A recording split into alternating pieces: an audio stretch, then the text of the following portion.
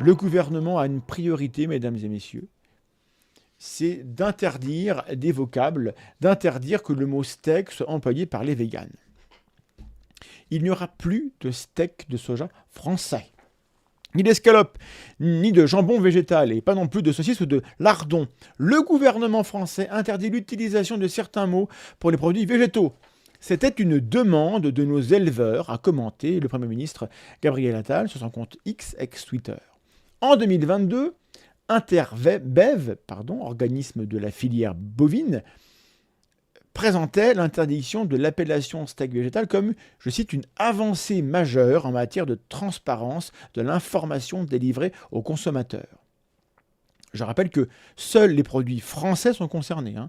Si vous achetez étranger, c'est open bar, donc il y a une incohérence dans la démarche, sauf si on considère que c'est juste un coup de pub de communication autour du salon de l'agriculture et des mouvements sociaux qui l'ont accompagné.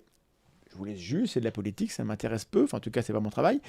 On en pense ce qu'on veut, le sentiment anti-vegan qui existe est souvent très satisfait de ce genre de petite victoire, mais je suis d'accord pour dire que l'usage des mots destinés aux consommateurs est important, c'est un sujet sérieux, il faut le surveiller pour que les gens ne soient pas trompés. Et donc apparemment, steak de soja c'est une tromperie. Il ne faut pas vendre de bacon végétal, ce n'est pas transparent pour le consommateur. Dans ce cas, peut-être que des tas d'autres expressions vont nécessiter une action politique urgente. Donc j'attire l'attention des gouvernants qui nous gouvernent. L'araignée est le nom d'une pièce de bœuf.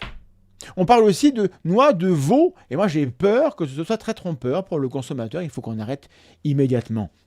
Il faudra interdire aux musiciens d'appeler une improvisation, un bœuf par respect pour l'agriculture. Les fruits de mer risquent d'induire en erreur les véganes qui pourraient en manger sans le savoir.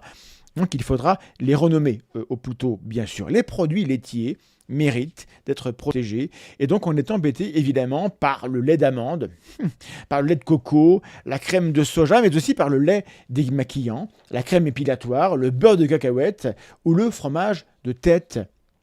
Des mesures de protection du consommateur sont attendues au plus tôt.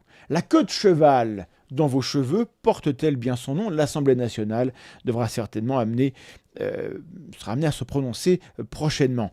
On a pris l'habitude d'appeler souris un petit appareil servant à diriger le curseur sur un écran d'ordinateur, et c'est totalement inadéquat, bien sûr. Le champignon Phallus impudicus fera dire aux latinistes qu'il faut interdire les sous-bois aux mineurs, ou bien changer le nom de ce satyre puant au carpophore indécent, etc.